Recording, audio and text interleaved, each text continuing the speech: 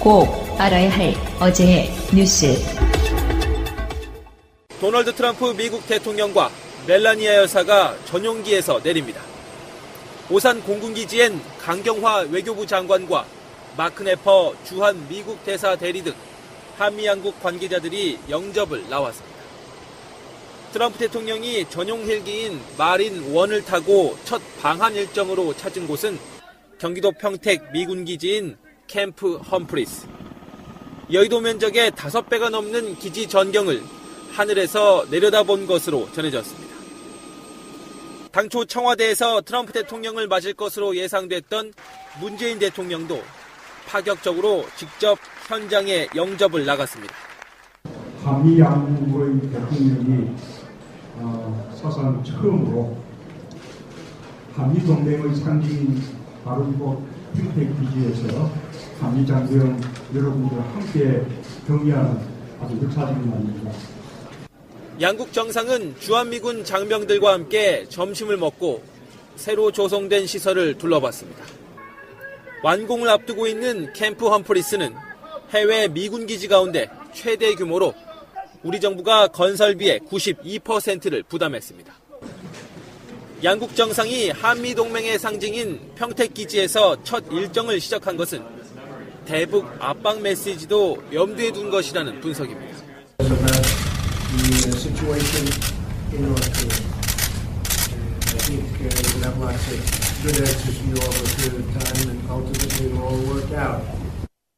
트럼프는 최근 용산에서 이전을 마친 미 8군 사령부에서 북한 핵 미사일 위협을 비롯한 한반도 안보 상황에 대해 보고를 받은 뒤 청와대로 이동해 정상회담을 이어갔습니다.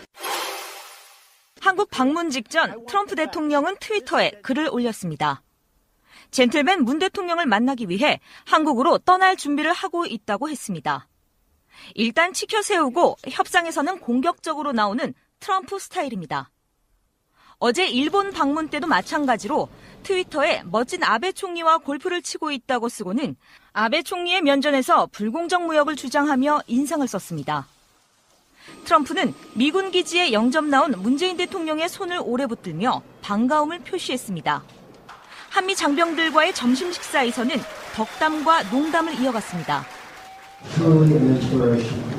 And it is true, we were glad to have this beautiful fancy. I said, no, I want to have with the troops and on the United States side. And it's wonderful to see how well you get along together.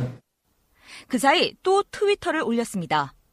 캠프 험프리스에서 한미 양국 장병들과 함께 점심을 할 수 있어서 영광이었다고 적었습니다.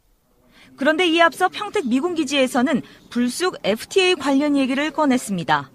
We have a terrific meeting scheduled on trade in a little while with President Moon and his representatives.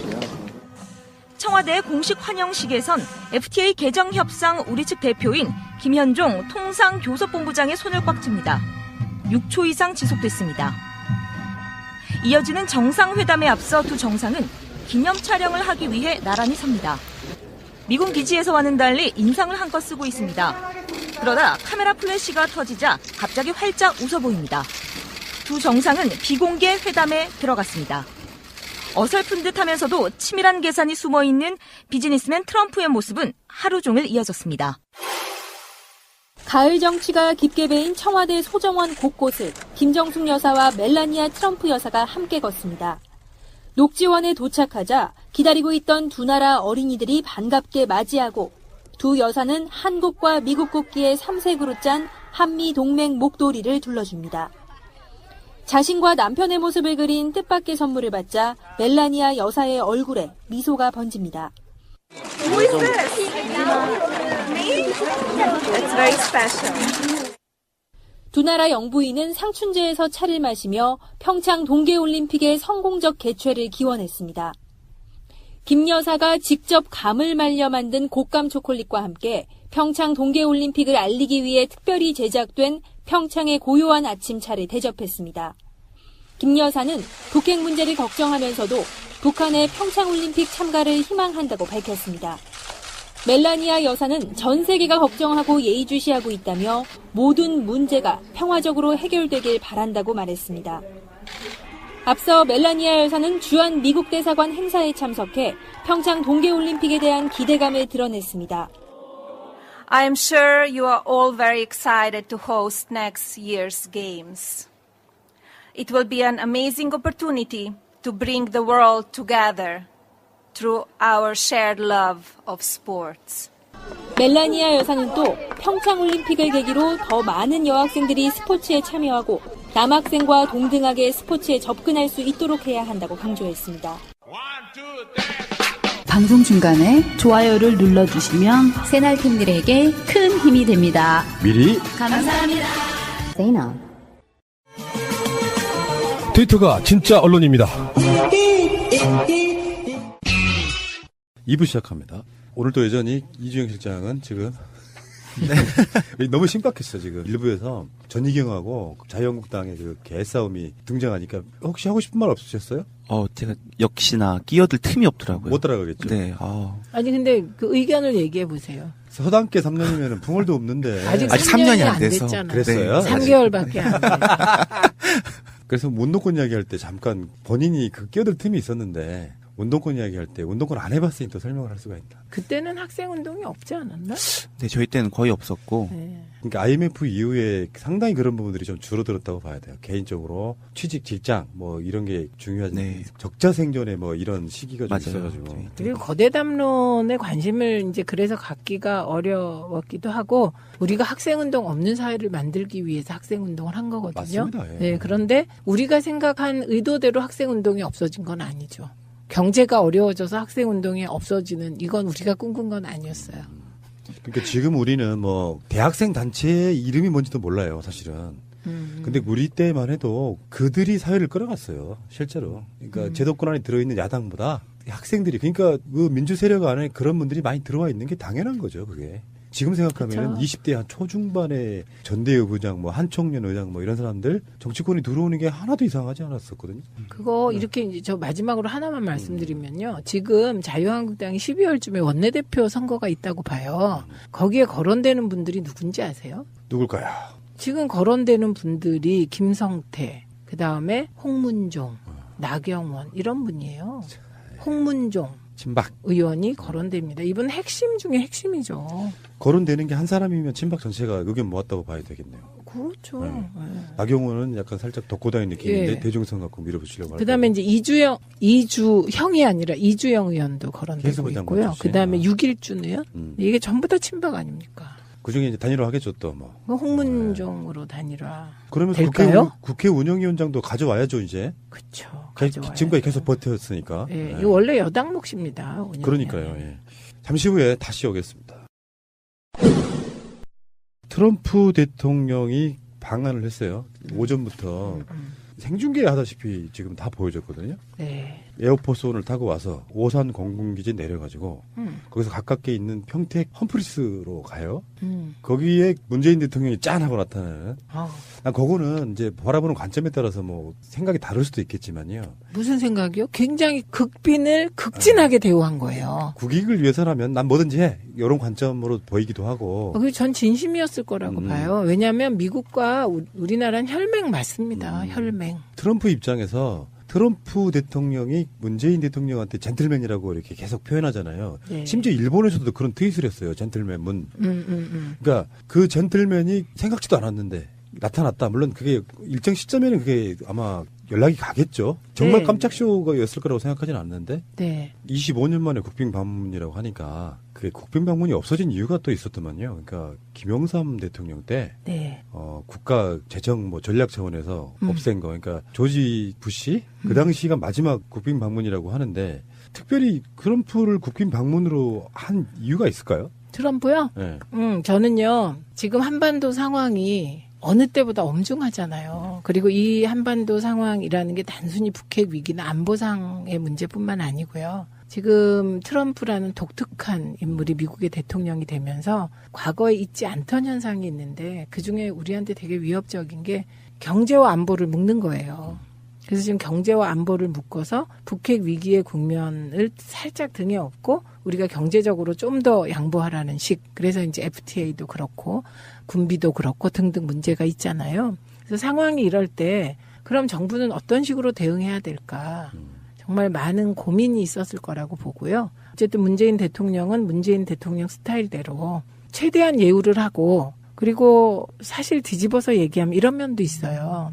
그 문재인 대통령은 문재인 대통령 스타일대로 정말 트럼프를 정성을 다해서 예우하고 그리고 진심으로 한반도의 조건을 설명하고 뭐 이럴 것으로 봅니다. 근데 여기서 문재인 대통령이 과거의 민주정부 대통령, 전 김영삼 대통령부터 사실 민주 대통령이라고 생각을 하는데요.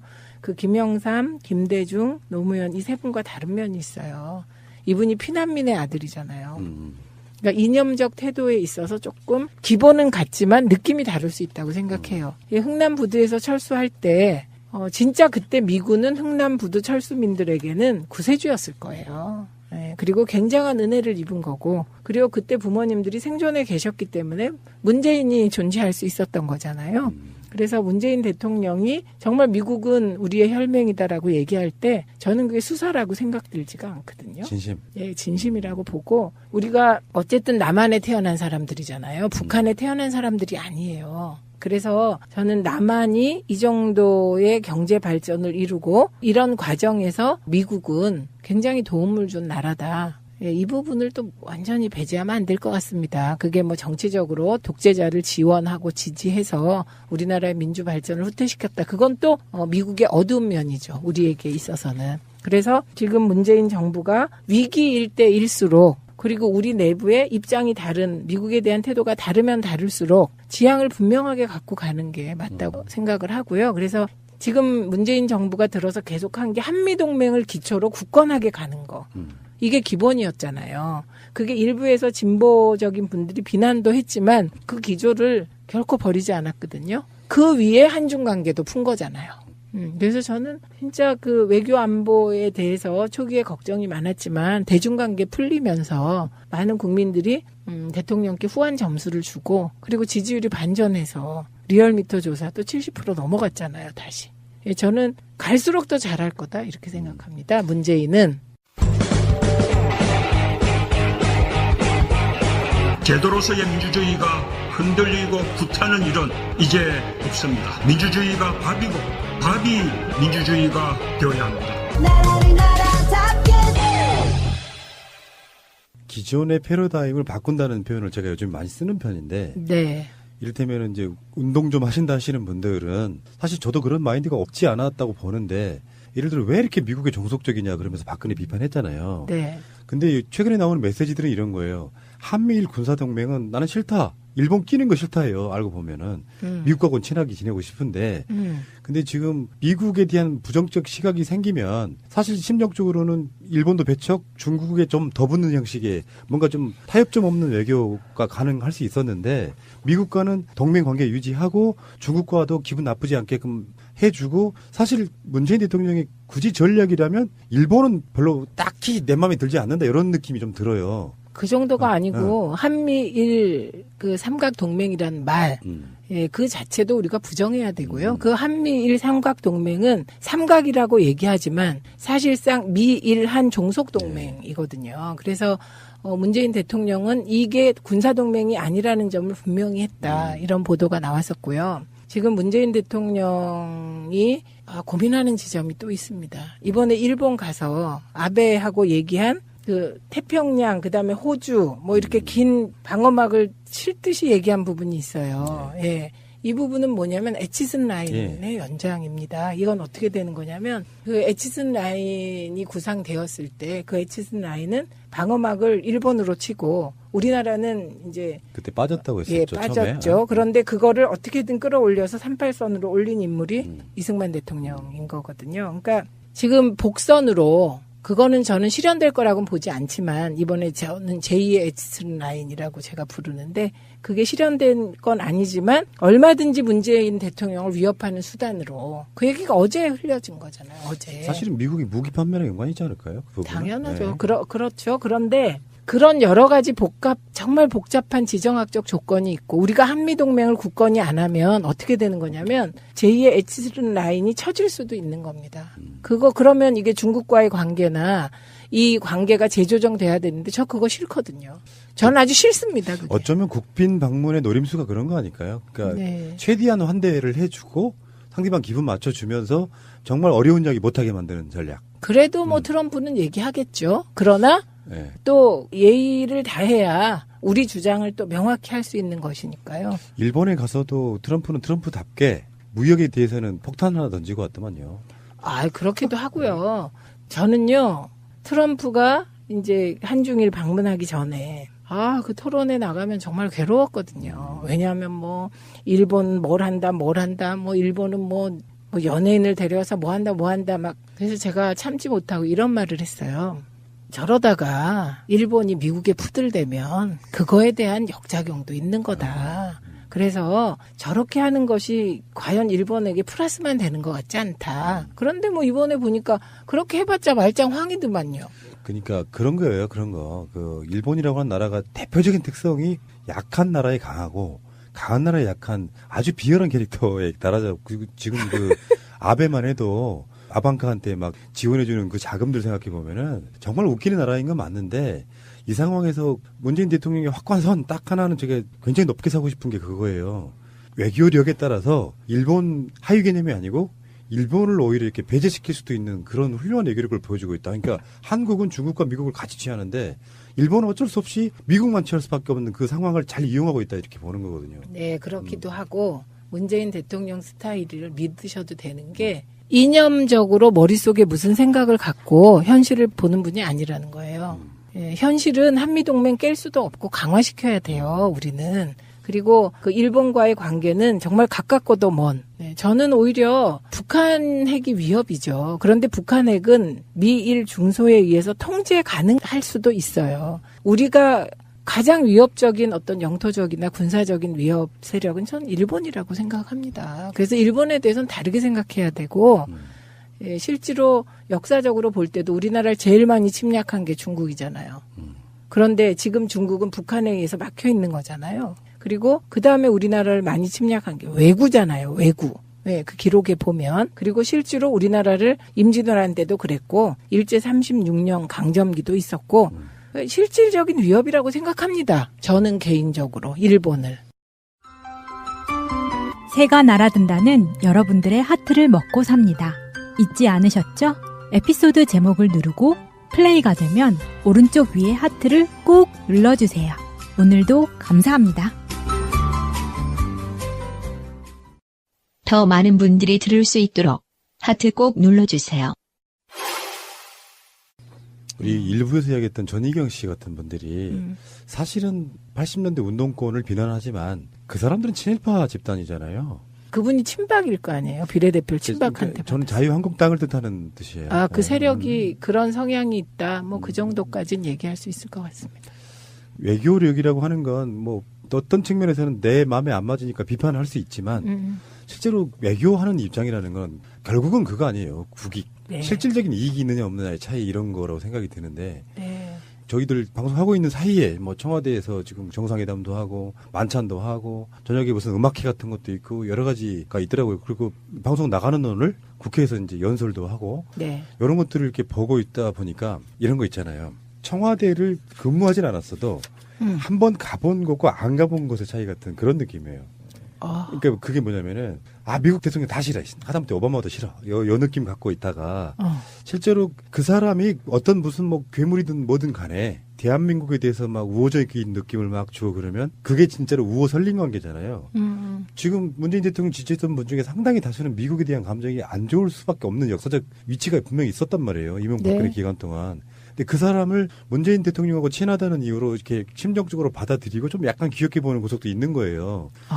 그렇게까지. 당연히 그런 부분이 있는 거죠. 그러면서 문재인 대통령이 얼만큼 뭐 이렇게 트럼프를 잘 요리해 주느냐 이것도 보는 재미가 좀 있어요. 그러니까 사람 캐릭터라는 게 있잖아요. 이렇게 환대해 주고 이런 거 있잖아. 100가지 요구할 수 있는 게 사실 한두 가지는 빠질 수밖에 없어요. 환대를 해 주면. 그렇죠. 그리고 이런 얘기가 좀 그렇지만 전 이런 바람이 있어요.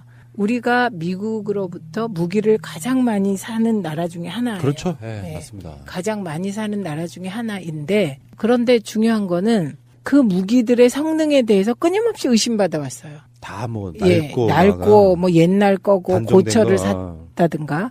그런데 문재인 대통령이 이번에 무기 구입을 필요해서 하더라도 최신 전략 무기를 살 수 있었으면 좋겠다. 그래서 우리의 목표를 무조건 무기 사면 나쁘다 이거 아니잖아요. 최신 전략 무기를 사면 그거는 뭐 국가 안보에 도움이 되는 거고 돈을 제대로 쓰는 거잖아요. 그래서 그렇게 됐으면 좋겠다 그런 바람이 있습니다. 만찬하는데요. 홍준표 씨도 갔대요. 저번에 문재인 대통령이 오라 그랬을 땐 안 가고 그리고 맥메스터 보좌관 바로 옆자리에 앉고요. 또 와튼스쿨 동문 안철수 씨는 지금 한국에 없죠? 저는요 되게 안타깝더라고. 와튼스쿨 동문이 한 명 있으면 좀 분위기가 좋을 거 아니에요. 안철수 대표는 지금 오늘 저녁에 귀국한대요. 근데 이제 만찬 시간과 안 맞는 거죠. 아 그러네요. 예. 그러니까 트럼프의 만찬이라고 하는 게 뭐 전 솔직히 저 정도 또래의 자존심이라는 게 있어요. 사대주의는 아니었으면 좋겠다고 생각하는데 사실 이게 방송하다 보면 저도 그 입장인 거예요. 문재인 대통령과 똑같이 국익만 생각할 수밖에 없어요. 그렇죠. 트럼프를 어떻게 대해야 되는지. 근데 이걸 이제 비판하려고 하는 사람들은 뭐 너무 과한 거 아니냐. 무슨 국빈방문 25년 만에 하는데 대통령 직접 나가고 뭐 이렇게 비판할 수는 있으나 그게 국익에 도움 된다면 저는 그보다 더한 거라도 하라고 말씀드리고 싶어요. 더한 거가 뭐 더해서 효과 있으면 뭐 하면 되는데 저는 이렇게 극진하게 예우를 하는 거 그건 비판할 거리가 아닌 것 같고요. 예를 들어서요. 이제 사드 문제 같은 것도 그렇잖아요. 이번에 그 중국과의 관계를 사실상 풀어내버린 부분이 단순하게 말하면 원래 미국과 한국은 혈맹으로 뭉쳐져 있었고 전쟁도 같이 했잖아요. 중국과 그 소련 상대로. 그럴 때 사드를 받기는 받으나 이게 당신네들 용도라고 말하기는 좀 어렵다. 좀 이해해달라는 어떤 외교적인 노력만 있었다고 하면 그렇게 어렵게 풀 문제가 사실 아니었잖아요. 애초에 박근혜 정부가 그 사드를 안 드릴 것처럼 큰 소리 빵빵 치다가 어느 날 뒤통수를 빵 쳤기 때문에 이게 문제가 된 거거든요. 중국이. 특히 중국은 나름대로 이제 그런 예의를 중시하는 게 있잖아요. 그런데 이제 이번에 문재인 정부가 들어서서 진짜 중국에는 거의 특사를 2번 파견한 것과 같고요. 또 이해찬 총리, 노영민 대사 등 전 친중 인맥을 동원해서 애쓴 거 아닙니까? 그 애쓴 것 중에 핵심이 지금 말씀하신 대로 우리가 왜 그때 사드 성능 얘기하고 막 사드 얘기할 때 X밴드 레이더를 전방 후방 어떻게 하느냐에 따라 이게 북한 핵만 감시하는 것으로 조작할 수 있다. 이게 조절할 수 있다. 이 얘기 있었잖아요. 그래서 아주 그 미세한 기술적인 문제로 해결할 수도 있겠다. 뭐 그런 얘기 아니었습니까? 우리가 사드는 북핵에 대한 감시용으로만 쓰겠다. 이런 얘기를 한 거였죠. 그러니까 제가 표현하고 있는 것들이 저는 정치하시는 분들이 좀 많이 새겼으면 좋겠는 게 외교건 정치건 사실상은 태도 문제예요. 그러니까 어떻게 대하느냐. 그 상대방에 대한 최선을 다하느냐 이런 건데 지금 뭐 국빈 방문에 있어서의 뭐 최고의 환영 뭐 이렇게 표현하는데 그건 일종의 태도의 문제라고 보는 거거든요. 그 태도가 좋아서 결론이 좋으면 좋고 예를 들어서 지금 북한 문제도 마찬가지라고 생각해요. 남북 군사회담을 제안하는 이유 중에 하나가 얼마 전에 오발 사고 났었잖아요. 그저께. 근데 그게 그런 것들인 거예요. 서로 간에 오해가 없으면 오발 사고가 나도 전쟁으로 이어질 일이 없는 거거든요. 미국에 조금 나쁜 메시지가 가는 일이 있어도 정상 간에 신뢰가 있으면 오해해서 막 비난하기보다는 먼저 전화 통화해보는 거죠. 네. 그게 맞냐 틀리냐 이렇게. 그럼 거기가 좋아질 수밖에 없어서 트럼프가 여러 가지 일정들이 있더만요. 청와대에 가서도 뭐 영부인끼리 뭐 차담, 산책도 있고 음악회도 있고 이 일정들을 거치면서 뭐랄까 다른 건 몰라도 최소한 홍준표가 가서 맥메스터 옆에 앉는 것처럼 트럼프가 어떤 캐릭터이든 간에 문재인 대통령과 굉장히 친하게 지내는 물론 한국에 오기 전에서 유엔 총회 같은 데서도요 보면 트럼프가 좀 약간 문재인 대통령은 특별히 대하는 게 있어요. 아주 좋은 일이죠. 아시나요? 그러니까 이게 김정은을 다루는 데 있어갖고 필요해서 그런지는 모르지만 문재인 대통령한테 오히려 좀 아부하는 게 좀 보이는 게 여러 가지 모습들이 있었거든요. 그래서 그 동맹이 확고해지면 지금 흔히 말하는 우리나라의 그 수구 보수 세력들 입장에서는 정말 설 자리가 더 사라지지 않을까 이렇게 생각을 해보는 거예요. 오늘 아마 하이라이트는 박효신보다는요. 이제 보통은 이제 환영식을 하게 되면 일반 행진곡을 연주하잖아요. 그런데 오늘은 특별히 25년 만에 국빈 방문이기 때문에 미국 대통령 전용 공식 입장곡을 쓴대요. 대통령 참가가 있다는군요. 우리나라도 문재인 대통령 뭐 테마곡 뭐 이런 게 있다면. 네, 그리고 퇴장할 때는 김영석 씨 아시죠? 작곡가. 그 켄터키 프라이드 치킨 할아버지 같이 생긴 그분이 문재인 대통령에게 헌정한 미스터 프레지던트. 그거. 그게 퇴장곡으로 연주된다고 합니다. 이거 진짜 하이라이트일 것 같아요. 이 뒤에는 탁현민 행정관이 있겠죠? 당연히 행사하니까. 그렇죠. 그러면 기존에 있던 대통령들이 어떤 행사와는 상당히 달라 보일 수 있겠네요. 왜냐하면 일단 박효신의 야생화가 나온다는 것 자체가 다르죠.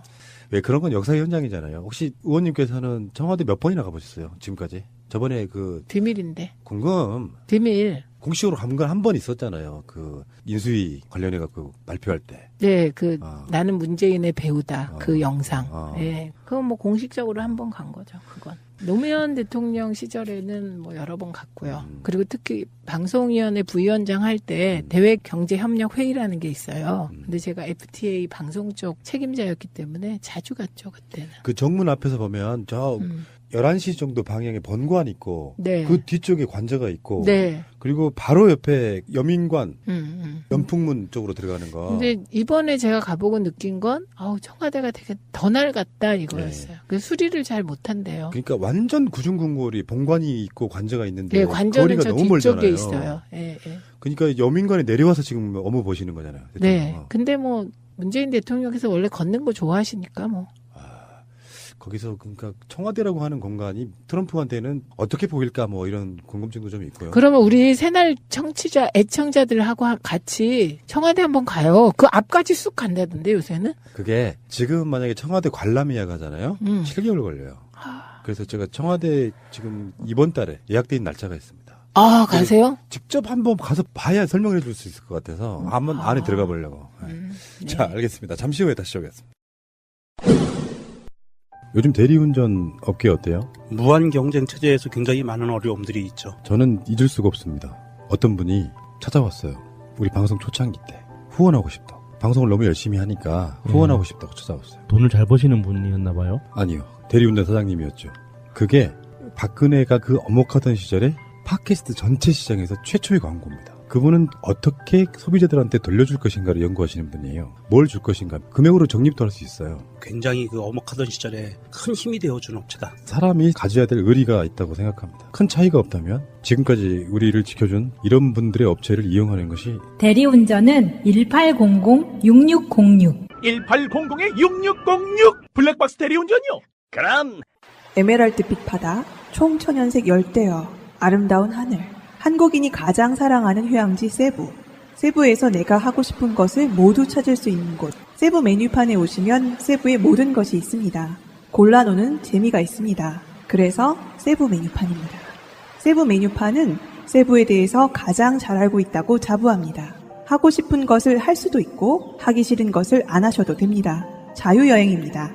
믿을 수 있는 세부 메뉴판에서 세부의 맛있는 곳을 골라보세요. 카카오톡 플러스 친구 추가해서 세부 메뉴판을 치시면 실시간 세부 여행의 모든 것을 문의할 수도 있고 세부 메뉴판 홈페이지에서 원하시는 자유여행도 실시간으로 견적을 받아볼 수 있습니다.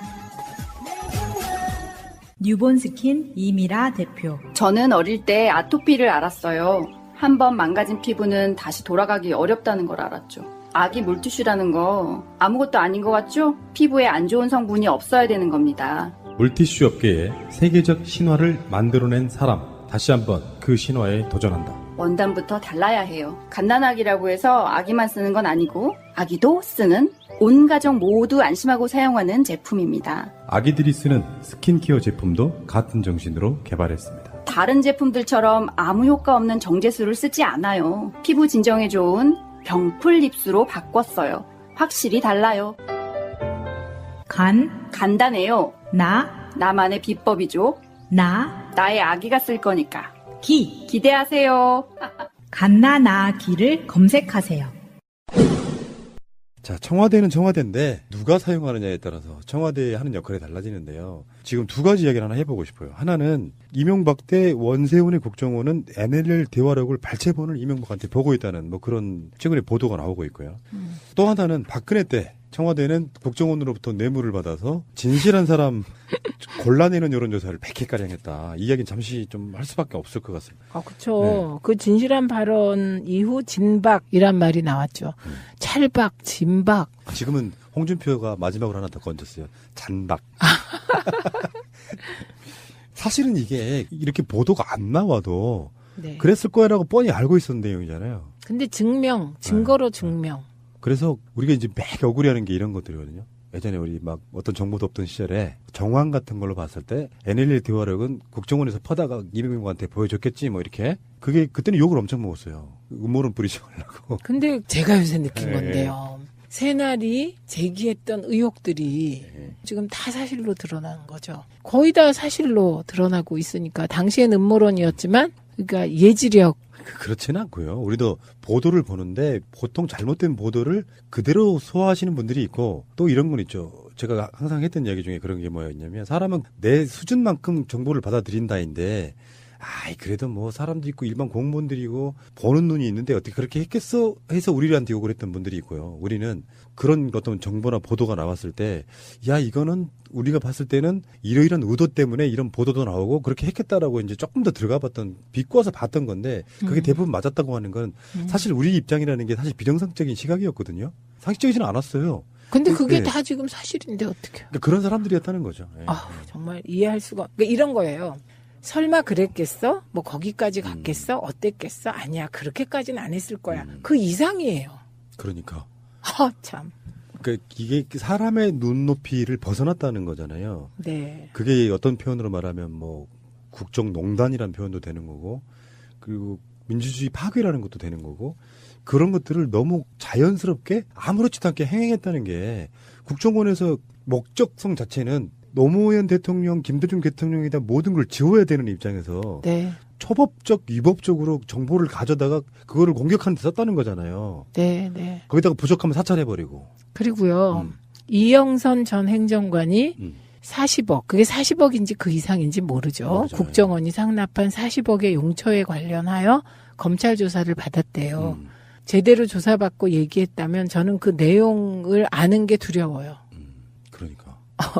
그게 만약에 지금 대충 예견되는 대로 비선 진료에 썼다거나 또 지금 나오는 건 그중에 한 2억 정도는 갑자기 그 최순실 국정농단 터지고 나서 박근혜 대통령이 급하게 2억을 달라 그래서 줬다 이런 내용이 있었잖아요. 그게 최순실 해외 도피 자금이라는 거잖아요. 그런 보도가 나왔잖아요. 그런 게 사실이라고 확정되면 무서울 것 같아요. 더 무서운 거는 그거 아니에요? 이제 이게 일파만파해서 예를 들어서 청와대에서 지금 했다는 여론조사가 청와대 주도는 했지만 일종의 이제 당시 새누리당의 끈앞을들 그 중에 몇 사람만 더 나와도 그래서 지금 김재원 전 정무수석 이야기도 나오는 거고. 근데 그건 당연히 나오지 않겠어요. 왜냐하면 저는 조금 이렇게 이상했던 것들 있잖아요. 막 그 당시에 킬러 공천 대상으로 지목된 사람들에 대해서는 어떻게 했을까? 궁금하지 않아요? 그러니까. 그 여론조사를 100번 했다는 건 총선에 깊숙이 개입했다는 거잖아요. 어디까지 개입했을까? 궁금해요. 이런 거 있어요. 지겹다 이런 표현 쓰잖아요. 너무 그게 막 하루에도 수백 개씩 보도 개수로만요. 수백 개씩 나오니까 이게 벌써 피로감이 생겨요. 뻔히 다 그랬겠지 이런 생각이 들어버리는 거예요. 근데 진짜 중요한 건 역사 속에 그런 표현이 너무 요즘에 이제 너무 일반 명사화 돼가지고 적폐란 말이 약간 좀 강도가 좀 떨어지는데 이런 범죄들이 제대로 수정이 되지 않으면 역사의 발전의 의미가 없는 거지 않습니까? 근데 사람들은 자기 눈에 막 거슬리고 힘든 정보들을 수도 없이 접하게 되면 피로감을 느낀단 말이에요. 더 이상 알고 싶지 않다. 그랬겠지 뭐. 이렇게 되면 바뀌는 게 별로 없다. 그걸 우리가 받아들여야 되는 거예요. 분야의 범죄성. 네. 적폐에는 왠지 왜 관행 같은 느낌이 좀 있잖아요. 적폐란 말에는. 네, 그렇죠. 그러니까 대통령도 그 말씀을 하셨어요. 적폐청산이란 그 말을 이상하게 해석하는 분들인데 저는 정확히 그런 거예요. 적폐청산 중에 범죄에 해당하는 거는 법에 따라 수사하면 돼요. 법과 원칙에 따라. 그런데 적폐인데 그게 검찰 수사로 끝나지 않은 관행과 제도가 있잖아요. 그 관행과 제도까지 끝나야 적폐청산이다. 그런 거죠, 뭐. 근데 진짜 쉽지 않은 일이겠죠. 근데 끊어내야 되는 거니까요. 지금 NL 대화록을 들여다본 부분도 이것도 저는 되게 웃긴 게 그 생각이에요. 지금 우리는 정권이 바뀌었다 그래서 없는 사실을 만들어서 그거를 이렇게 올가매자 이런 생각을 안 하잖아요. 있는 사실만 밝혀내라 이런 거잖아요. 그런데 이거는 NLL을 뒤지면 뭔가 나올 거다. 뒤지는 거잖아요. 박연차를 뒤지면 뭔가 나올 거다. 이렇게 해서 뒤지는 거잖아요. 이게 기획적 보복 행위들이잖아요, 진짜로. 그러니까 사실은 내용은 반대인데. 그렇죠. NLL 포기가 아니라 어쩌면 북한이 약간 손해보는 쪽 그런 쪽으로 결론을 내고 있었고 네. 이런 이야기 하나 드려보고 싶은 것 중에 하나가 사람 말이라는 건데요. 말. 그러니까 사업이 잘 안 되고 있는 친구를 이야기 막 대화를 하다가 이번 건 터지면 내가 뭐 해줄까? 막 이런 식으로 이제 김포공항에 배 들어오면 그러면 이제 됐어. 막 그런 거 뭘 해주죠. 너나 잘 되면 돼. 이렇게 퉁 쳤을 때 모든 말을 거두절미하고 내가 그 친구한테 1억 달라고 했다가 돌아다니는 말이 하나 있었어요. 예전에.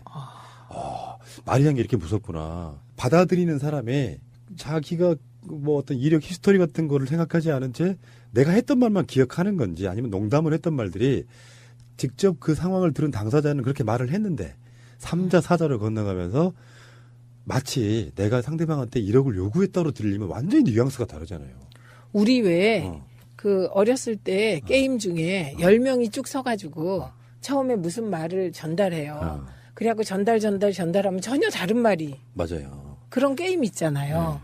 그게 생각나네. 그러니까 그게 지금 NLL 대화록 부분도 전 그렇게 보는 거예요. 사실은 뒤집어서 전문을 보면 완전히 다른 내용인데 이걸 들여다보는 것도 불법적인 데다가 또 왜 지금도 그게 계속 나오고 있는 퍼즐 맞추기 같은 건데 지금 김무성이 자유한국당으로 기어 들어가시는 것도 사실은 이거라고 연관이 있다고 보는데 정당 조직까지 동원돼가지고 선대 본부장, 위원장 이런 사람들이 나서가지고까지 문재인 후보를 공격했던 그 부분 불법적으로 꺼내서 사실은 거짓 선동해가면서 3대 부정선거가 있지 않습니까? 그 2012년 대선이라고 하는 게 그러니까 이게 그랬을 거야라고 생각했던 게 한치도 벗어나지가 않아요. 네. 이번에 국정원 개혁위가 밝혀낸 것과 아직 확인하지 않은 것이 있더라고요. 예, 지금 푸나님 말씀하신 것처럼 그 NLL이 유출되는 과정이 청와대가 개입됐다. 그거는 확인이 되는 것 같아요. 그래서 국정원 개혁위가 발표한 바에 따르면 그 대통령 보고용의 경우는 이 문건이 국가안보망을 통해서 정정길 실장, 김성환 외교안보 수석 이렇게 대통령 보고용이 들어간 것 같고요. 그 사람들한테. 그다음에 그냥 보고용 있잖아요. 이거 복사 방해용지에 출력해 인편으로 배포된 거. 이거는 외교안보수석실 소속 김태호 대외전략비서관에게도 사본 일부가 전달되었다고 하는군요. 그리고 우리가 이제 궁금해하는 몇 가지가 있잖아요. 김무성 의원이 남북 정상회담 대화록 내용을 부산 유세에서 공개한 시점이 2012년 12월이잖아요. 그런데 요 12월에 유출한 곳은 청와대 외교안보수석실이다.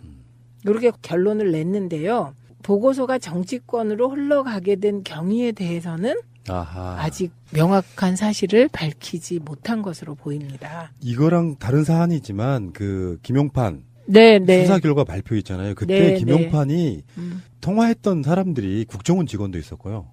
새누리당 사람도 있었고 이런 식으로 다 연결돼 있었거든요. 그러니까 2012년 대선 때 그런 카르텔들이 만들어져 있었던 거죠. 일종의 TF 같은 거 보이지 않는 새누리당과 당시 새누리당과 청와대와 국정원과 이렇게 만들어져 있었던 거죠. 그중에 핵심 인물 중에 하나가 김무성이었다고 보는 게 맞겠죠. 예, 그다음에 또 남재준 전 원장이 이제 문건을 전문을 공개했잖아요. 그 공개하는 과정에서 청와대와 사전 교감 뒤 공개했냐? 요것도 아직 확인하지 못했다. 이렇게 얘기했습니다. 이게 청와대와 사전 교감이라고는 하지만 청와대 지시로 했냐? 뭐 이런 얘기인데. 이 부분이에요. 그게 우리가 업무론으로 했던 부분이 바로 이런 부분인데 정황들을 보면 청와대 지시 없이 이게 가능해요? 영인 없이? 가능하지 않습니다. 네. 그렇게 보는 게 맞을 것 같고. 자, 알겠습니다. 그러면은 짧게 하나만 더 할게요. 네. 대한민국 완전한 대한민국 문재인과 손잡고 다시 하나 되는 우리 대한민국. 끊지 마세요. 이게 지금 우리 의원님하고 밀접한 연관이 있는 건이기 때문에 그럴 수도 있는 건이에요. 네, 안 건드리고 넘어갈 수가 없어서요. 지금 방문진에서 지금 고용주를 해임했어요. 네. 결국에는 이제 김장겸 해임까지 가겠다는 건데 방문진 이사들이 가지 마라. 우리 중요한 일정이 있다 하는데 해외 뭐 연수 시찰 이런 걸 나가버리네. 그렇다 보니까 김장겸 해임안에 대해서 당신들이 해임할 권리 없어였고 가처분 뭐 소송도 막 걸고 이런 방식으로 저항을 하나 봐요. 네, 그거는 이제 수적으로 일단 이사회에서 김장겸을 해임시키자는 이사들이 훨씬 많거든요. 많기 때문에 무력화되니까 여행이라도 가자. 그런데 그 여행을 갔다는 뜻은 그렇게 적극적인 저항으로 볼 수 없었는데 돌연 김장겸 해임한 상정 이사회를 앞두고요. 중인 자신들의 의결권을 침해했다. 예. 그 내용이 요겁니다. 공무 출장 중인 자신들의 의결권이 침해당해서 효력이 없다. 이렇게 해서는 효력 정지 가처분 신청입니다. 그런데 문제는 이제 공무 출장 중인 분들에게 이사회 소집 뭐 절차를 알리지 않았으면 모르겠는데 출장을 자제하라고 계속 여권 이사들이 설득을 해왔다고 합니다. 그래서 이사회 소집 절차 자체에는 문제가 없는 것으로 지금까지 되고 있습니다. 그러면 이제 고용주 해임, 김장겸 해임 이렇게 되면 이게 MBC 정상화로까지 어떤 과정을 더 거쳐야 되죠? 그러니까 박문진 이사장도 새로 선임해야 될 거고, 네. MBC 사장도 선임을 해야 될 거고, 네. 김장겸만 지금 해임되면 이제 파업 중인 분들은 방송국으로 돌아가서 정상적인 제작 과정을 거치겠다는 거잖아요. 네. 근데 그렇게 되면 낙수 효과라고 해야 되나? 그 과정들은 좀 시간이 좀 걸리겠죠. 사장도 선임해야 되고, 뭐 통과도 돼야 되고. 예를 들면 보도국만 해도 보도국에 있는 주요 부역한 간부들도 좀 바꿔내야 되려면 사장도 일단 네. 들어와야 되고. 일단 네. 새 사장을 잘 선임하는 게 가장 중요할 것 같고요. 그 MBC 사장의 경우는 워낙 MBC에 유능한 인재들이 많이 있습니다. 그래서 그 절차를 가능하면 이제 투명한 절차를 해서 사장을 빨리 뽑으면 결국 사장이 할 수 있는 건 경영을 잘하는 것과 인사권밖에 없습니다. 그리고 우리들의 기본 철학이 만드는 자에게 권한을 주자이기 때문에 제작 편성 뭐 자율성은 최대한 인정이 돼야 될 것 같고요. 제작 편집 편성 뭐 등등 언론 자유가 최대한 보장되게 할 수 있는 사장을 뽑으면 이제 유해 내부가 이렇게 정리가 잘 되어 가는 거고요. 이렇게 되고 나면 KBS는 어떻게 될 거냐 이런 이제 의문이 생기시잖아요. 근데 KBS도 이사 한 분이 이미 그만두셨습니다. 그래서 제가 노조 쪽에 들은 얘기에 따르면 그 이상하게 옛부터 보수는 부패로 망한다는 말이 있잖아요. 그만두신 분들 그게 뭐가 있구나. 그래서 그런 게 있을 수도 있겠다 이런 그렇죠. 얘기가 흘러나옵니다. 예, 게다가 고대영 사장이 국정원으로부터 200만 원 받았다는 것도 준 사람은 있는데 안 받았다고 우기는 거잖아요. 네, 그래서 그 부분도 계속 이렇게 지켜보시면 될 것 같습니다. 근데 이제 어제 어떤 분들하고 제가 그런 얘기 잠깐 했거든요. MBC가 정상화되면 그 후에 답이 서로가 없었어요. 그게 무슨 말이냐면 저는 언론 자유에 대한 가치는 저 누구보다도 잘 아는 사람인데 예를 들면 희한하게 그 자유가 사실상의 약자, 보복하지 않는 자들에게 본능적으로 약간 좀 향하는 부분이 없지 않아 있어요. 사람인지라 그런 방식으로 보도해서 좀 민심을 잃은 부분도 있어요. 이제는 기계적 균형 말고. 그 파업 중인 언론인들이, 방송인들이 그러더라고요. 참여정부 때, 자신들이 추구한 게 기계적 중립이었는데, 그 기계적 중립이 과연 맞았느냐. 이 부분에 대해 깊은 고민이 있었다. 적폐 또는 구기득권 세력이 힘이 완고하게 있는 상태에서 기계적으로 균형을 까면은 이쪽 사람들이 무너지는 게 아니라 실제로 개혁하려고 하는 세력이 무너지는 그 역효과라는 게 있잖아요. 참여정부 네. 때 그런 면이 없지 않았죠. 그러니까 언론이 갖는 속성 중에 하나가 그게 이제는 적폐일 수 있다는 거죠. 그 시각에. 그런데 네. 저는 푸나님을 믿습니다. 왜냐? 제가 그 농담이 아니고요. 참여정부 시절을 쭉 돌아보면 조중동의 나라였어요. 조선일보가 쓰면 의제가 되고 그것을 공영방송까지 받아서 진짜 개혁 정부가 버틸 수가 없는 언론 지형이었던 것 같아요. 그런데 이번에 이제 문재인 대통령이 당선되는 과정을 보면 언론 지형대로라면 절대로 당선될 수가 없었어요. 그렇죠. 예, 그걸 극복한 새로운 힘이 있었다. 그게 팟캐스트 SNS 동맹이라고 제가 표현하는 거죠. 그렇군요. 네, 그래서 감사하다 이 말이에요. PS 동맹이라고 이름 붙이죠. 좋아요. PS 동맹. 출신? 포스트 스크립트의 약자입니다. 자, 알겠고요. 지금 뭐 사실은 방송 중간에 여러 가지 또 집안에 안 좋은 우환이 계셔가지고 전화 통화 받고 그러느라고 약간 좀 진정이 안 되는 측면이 좀 있었고요. 그걸 느끼셨을지 모르겠지만 어쨌건 잘 방송하셨고요. 돌아가셔서 잘 마무리하시기 바라겠습니다. 네, 고맙습니다. 다음 주에 뵙겠습니다. 고맙습니다.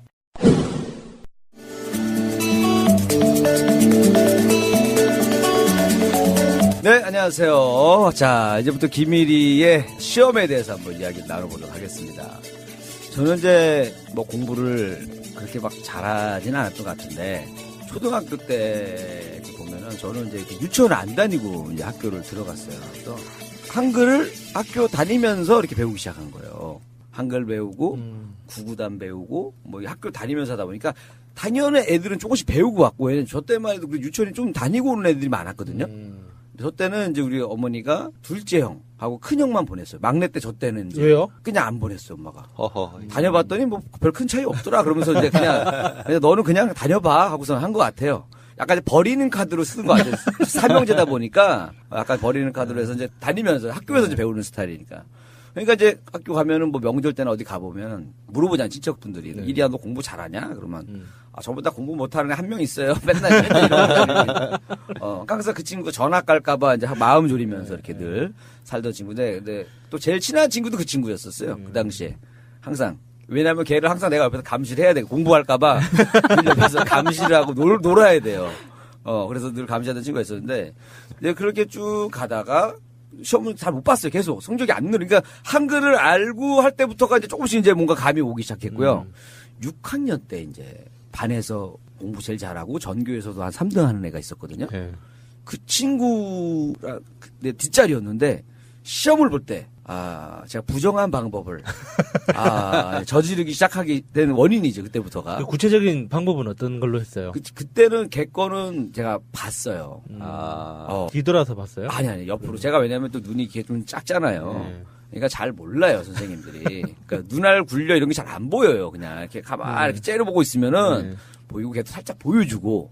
그래서 적당히 베꼈었어야 되는데 이거 지금 거의 내가 너무 비슷하게 쓴 거예요. 쓰고 이제 몇 개만 바꿔야지 하고 바꿨는데 걔가 틀린 걸 내가 몇 개 더 맞힌 거야. 그러니까 갑자기 이게 막 너무 많이 나온 거예요, 점수가. 그래갖고 갑자기 6학년 때가 갑자기 막 남자 부반장 갑자기 공부도 못하는 애가 그렇게 됐어요. 그래서 야 이거 큰일 났다. 이거 드디어 이거가 일이 커지는구나. 왜냐면 부반장 되면 그때만 해도 항상 그 부모님들이 오셔가지고 뭐 학교에다가 돈도 많이 내야 되고 뭐 이렇게 뭐 떡볶이 애들도 사줘야 되고 해야 되는데 요즘 어려웠으니까 부담스러운 거예요. 이거 부반장 되면 또 우리 집 돈 많이 나갈 텐데 어떡하지? 제가 고등학교 때 부정한 방법으로 우리 반 전체가 듣기 시험 평균 90점이 나온 적이 있어요. 어떻게 했어요? 그러니까 영어를 제일 잘하는 친구가 보기 A, B, C 나오잖아요. 그러면 정답에서 고개를 숙이는 거지. 그렇지. 이거 맞아요. 이거 맞아요. 그래가지고 맨 앞자리 있는 애가 그럼 반 전체가 한 90점 정도 맞은 적이 있어요. 갑자기 고개를 팍 숙이는 거예요. 이야, 대단하다. 그러다가 이제 그때 그것도 웃긴 게 걔가 한번 숙였다가 들어보니까 아니야 다시 올리잖아. 다시 애들도 다시. 그래서 뭐 단체 안무처럼 움직이는데. 어쨌든 그래가지고 그때 이제 거기 학교 부반장에서 걱정을 많이 했어요. 이거 대문 어떡할까. 걱정하고 돈도 많이 들어가는데 엄마한테 괜히 부담 주면 어떡하지 하고. 그때 애들하고 막 잘 놀고 막 오락부장하고 그럴 때니까. 갖고 이제 나왔어요. 애들도 성적이 나와서 어쩔 수 없이 이제 부반장 거기까지 나간 거예요. 갖고 뽑아주면 열심히 하도록 하겠습니다. 그래서 했는데 떨어졌더라고요. 쓸데없는 걱정을 하고 있었던 거죠. 떨어지고. 그 다음에 제가 이제 이 컨닝이 중고등학교 때부터 이제 꽃을 피웁니다. 컨닝에 이제 꽃을 피우기 시작하는데 저는 이제 그 암기 과목은 잘했어요. 국영수를 못하니까 성적이 안 나오는데 그러니까 이제 중학교 때 제 별명이 있었어요. 왜냐하면 저는 이제 주로 이 손에다가 적어요. 손에 땀 나는 스타일은 아닌가 봐요. 땀 안 나요. 한문 시험 같은 거 할 때 손바닥에다 적고. 저는 손에 땀이 나가지고 그런 거 못했는데. 팔뚝에다가도 적어요. 하고 제 별명이 팔만대장경이었어요. 진짜 팔이 새카만 거야. 팔을 벗으면 팔에 대장경. 한문 본문이 다 들어가 있어. 본문이 다 들어가 있고서 팔만대장경 한문 써 있으니까 팔뚝에. 그 노력으로 공부를 하지. 엄청난 거. 그리고 내가 직접 적어야 돼 이거는. 그러니까 보통 오른손잡이니까 왼팔에다 적거든요. 그래서 전날에 이제 외울 때까지 외우고 안 외워지는 부분 있잖아요. 그런 거 다 쓰는 거예요. 그래서 딱 써갖고 막 그 사이 옆에도 막 적고 해가지고 그리고 시험을 봐요. 내 손을 보면 놀래지 꺼내면 팔만대장경인데 또 하루 끝나면 또 집에 가서 그거 또 닦는 게 일이에요. 다음 날 또 준비해야 되니까 깨끗하게 딱 이태리 타올로 깨끗하게 밀어야지 다음 날 또 작업이 들어가거든요. 그래가지고 굉장히 내가 잘했어요. 왜 팔에 쓰기 시작했냐면은 예전에는 이제 칠판에다가 쓴단 말이에요. 칠판에다가 막 종이 붙이는 애들도 있고 막 했는데 이제 어느 날 선생님이 야 책상 바꿔 이런 적이 있었어요. 예. 거기서 굉장히 당황스러운 거예요. 이런 변수가 있구나. 이거 내 몸에 지니지 않으면 팔을 자르고 놔두고 가 이러지 않을 거 아니에요. 내 몸에 지니고 그렇지. 몸에 지니고 있어야 된다 이거를. 그리고 뭐 종이나 이런 것도 뭔가 부스락 소리가 나기 때문에 불편한 거예요. 왜냐하면 팔은 걷기만 하면 되니까 이게 제일 안전하다고 생각. 그럼 볼 수 있는 타이밍을 딱 정확히 계산해서 싹 올려서 보시는 거예요? 그러니까 아는 거 다 풀고 나서 모르는 거. 이게 팔 뒤꿈치에 있는지 앞에 있는지 대충 알아요. 감을 잡아야 돼요. 그걸 생각하는 거. 어디다 적었지 이걸 하면서 그 위치를 파악을 해야 그걸 보기 위한 자연스러운 동작을 한단 말이에요. 그러면서 이제 확인을 하는 거예요. 기술이네요. 네. 기술. 그렇게 해서 이제 한문 시험이나 그런 거 좀 많이 잘 봤었던 것 같고 그러다가 이제 제가 이제 좀 이제 그 중학교 때 공부를 좀 잘했을 때니까 공부 잘하는 애들은 왜냐면 중학교 때는 그 국영수가 배점이 세지가 않았거든요. 암기 과목만 잘해도 점수가 웬만큼 나왔었어요. 그래서 이제 그런 게 있어요. 우리는 뭘 했냐면은 요거는 제가 만든 방법인데 기존에 무슨 뭐 초치기 이런 거 다 아시잖아요. 초치기는. 그게 뭐예요? 시간별로 탁탁탁 뭐 기침하는 거. 예를 들어서 바늘시계 둘이 딱 차고 있어서 뭐 10초간 그러니까 0에서 10초 사이에 1번 10초에서 20초 하면 이제 거의 그 시간대별로 둘이 시간을 딱 맞춰서 하는 거예요. 이거. 대신에 많은 문제를 못하기 때문에 되게 빨리 풀어야 돼요. 이거를 답을 알려주는 애가 굉장히 빨리 풀어야 돼요. 빨리 풀고 나서 이제 왜냐면 20문제 정도 되면 20분을 써야 되니까 초치기에 써야 되니까 굉장히 걔가 그 부담 많이 가져와야 돼요. 능력이 있어야 되는군요. 저 진짜 이 방법을 처음 들어봤습니다. 그거 아니면은 이제 시간을 더 압축해서 하려면 굉장히 정확하게 서로가 맞아야 되는 거예요. 짧은 시간 하려면. 거의 뭐 첩보원들 막 이렇게. 첩보원처럼. 작전하듯이. 이렇게 하다가 이제 시험 보다가 이런 거 하는 거예요. 거의 미션 임파서블인데요. 요거랑 이제 그거랑 또 비슷하게 이제 그 발치기도 있어. 발치기. 발치기요? 한 사람이 뒷발을 딱 내놓으면은 이제 뒤에 있는 애가 발로 톡톡 쳐주는 거예요. 한 번쯤 1번, 툭툭 2번 이렇게 하는 거예요. 근데 이거는 한 번 밀리면은 개박살 나는 거예요. 야 이거 나 쳤는데 야 그거 느낌이 없었어. 그러는 순간 야 한 문제 왜 안 알려줬어? 다 알려줬는데 하면서 이제 그 개박살 나는 거 조심해야 돼요. 위험해. 리스크가 있어요. 그것도. 대단하다. 근데 나는 이제 우리 진짜 고수들은 다 할 필요가 없거든요. 정말 중요한 문제. 그래서 제일 헷갈리는 문제 한두 개가 꼭 나요. 선생님들이 어려운 문제를 내야 되기 때문에 한두 문제는 좀 애매한 걸 내요. 그러면 이제 그거를 이제 서로 약속하는 거죠. 한 번은 네가 일찍 나가라. 그걸 알아서 알려줘라. 한 번은 네가 일찍 나가라. 네가 알려줘라. 이렇게 나누는 거예요. 그래서 한 명은 국어, 한 명은 뭐 사회 나눠요. 그래서 어느 나라인데 내가 먼저 나가서 알려줘야 되는 거야. 그러니까 나는 몰라도 잘하는 애한테 물어보면 답을 알잖아요. 그러면 이제 번호가 이제 1번부터 문제가 뭐 25번까지 있으면 24번 문제다. 24번이 우리 반으로 치면은 그게 마차 번호가 24번이야. 예를 들어서 24번이 마차야. 그러면서 마차야. 부르면 이제 24번 문제인 거야. 밖에서. 와, 내가 만들어낸 거야. 마차야. 라면 먹으러 갈래? 그러면 가나다라 4번. 라로 시작하니까. 뭔지 알죠? 마차야. 와, 진짜. 야, 너 가요 뭐 좋아하니? 가니까 1번. 이거는 제가 그 어린 나이에 그 어린 나이에 이 시스템을 완벽하게 한 거예요. 인정. 이거는 엄청난 거. 이거는 걸릴 수가 없는 거예요. 오지. 네, 이거 맞아요. 제가 만든. 인정, 인정. 대단한 애들이 나가면은 이제 빨리 나와라고만 하는 이제 그걸 이용한 그렇죠. 거예요. 그 느낌인 거죠. 그러니까 그래서 예전에는 다푼 애들 나가게 하거든요. 네, 그랬죠. 나간단 말이에요. 나가면 이제 공부 잘하는 애들 나가서 이제 맞춰 본단 말이에요. 이제 좀 잘하는 애들은 잘하는 애들끼리 맞추고 못하는 애들끼리 맞춰요. 잘하는 애들끼리 딱 보면 얘기 들어오면 이거 둘 중에 하나 헷갈린단 말이에요. 그러면 이거야. 그러면 이제 전교 1등 하는 애 이런 애들하는 얘기가 거의 맞아요. 그러면 걔한테 정보 입수한 다음에 이제 그걸 하는 거죠. 이제 반 애들 번호 가지고. 이건 대단한 겁니다. 이건 특허를 진짜 대단하다. 이것이 이 정도 머리였었으면 제가 8만 대작용도 이게 원초적인 것도 했지만 정말 모르는 건 8만 대작용 기술 들어가고 이제 내년부터는 시험 다 풀어도 교실 밖으로 못 나가게 하면 안 돼요. 야, 대단합니다. 큰일 납니다. 그다음에 요거는 이제 진짜 한두 문제 고득점용으로 진짜 이거는 정말 그 디테일한 걸로 할 때는 이렇게 하는 거고 주로 많이 했었던 것 같고. 그래서 학교 다닐 때 저는 이제 그렇게 보내다가 이제 수능 시험이라는 게 있잖아요. 수능 시험은 컨닝하면 안 되잖아요. 수능 시험은 수능 시험은 그 시험지 배치도 다르잖아요. 이게 그렇죠. 우리 시각이 닿는 거는 그 문제가 다르니까. 그렇다 그러더라고요. 그거 자체는 사실은 그런 겨를도 없고 다 모르는 애들이 그러니까 우리 학교에서 다른 학교에서 보지 않나요? 예, 다른 학교에서 보잖아요. 그러니까는 뭐 나와의 싸움이지 뭐 공부하고. 거기다가 요즘은 수능 시험지 보니까 사실 인간이 풀 수 있는 어떤 지적 능력으로 모든 걸 쏟아냈을 때 겨우 다 풀 수 있는 양이더라고. 양 자체가 많아요. 너무 많아가지고 사실 이거를 정상적인 지적 능력으로 풀 수 있을까 싶을 정도로 많더라고요. 저희 아들 얘기 들어보니까 수학 시험 같은 경우는요. 어떤 애들한테 시간이 너무 많이 남고. 맞아. 왜 그러냐면 못 푸니까 그냥 딱 시간을 제껴버리고 이제 어떤 애들은 꽉 차는데 맨 마지막 문제는 전국에서 맞추는 애가 몇 명 안 된대요. 그러니까 선생님들도 풀어라 그러면 못 푸는 선생님이 있을 정도로 어렵게 낸대요. 그러니까 그걸로 이제 애들 나누는 거죠. 예. 그러니까 만점 받는 애는 정말 잘하는 애인 거예요. 그래갖고 저는 이제 수능 사실 암기 과목 했기 때문에 사회탐구 이런 거 잘했어요. 사회탐구 뭐 국어도 중간 이상 하고 영어도 그냥 중간 이상 했어요. 근데 수학이 13점이 나온 거예요. 수능 시험에서 80점 만점인데. 내가 공부를 그래도 안 한 게 아닌데, 이거를. 안 했는데? 안 했는데. 근데 13점은 나도 너무 당황스러운 거예요. 이거 뭐지, 이거? 이게 뭐가 잘못된 건가? 너무 놀란 거예요. 너무 틀려가지고. 그래갖고 이제 수학은 이제, 나랑 정말 안 맞는구나. 이렇게 하다가 공부를 이렇게 계속 요즘에 아까 전에도 성인이 되고 나면 누가 나한테 이제 시험을 봐라 권유하지도 않고. 그렇죠. 뭘 요구하는 게 없어요. 네. 요즘엔. 그래서 나도 어느 순간 난 분명히 내가 머리가 더 좋아진 것 같은데 학교 다닐 때보다. 왜냐면 이제 군대 가갖고 이제 책을 읽는 습관을 그때부터 들였거든요. 학교 다닐 때 잘 안 읽었어요.